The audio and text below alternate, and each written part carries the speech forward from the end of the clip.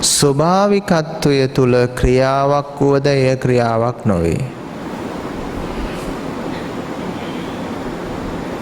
ඒ නිසා සුලන් හමන්නේ නැත.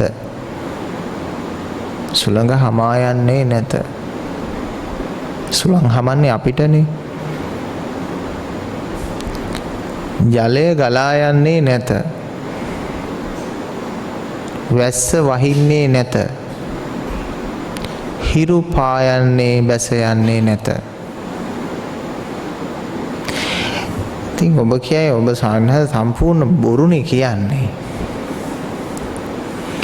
ඔබේ පැත්තේ ඉඳන් මගේ පැත්තේ ඉඳන් අපි බැලුවාම හුළඟ හමනවා.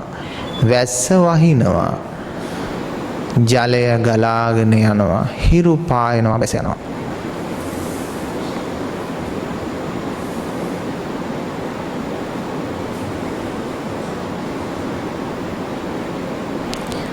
නමුත් ස්වභාවිකත්වයේ තුල හිරු පායන්නේ නැත බැස යන්නේ නැත.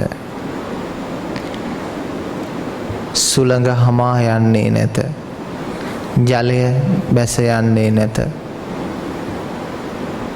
මිනිස්සු උපදින්නේ නැත. මැරෙන්නේ නැත.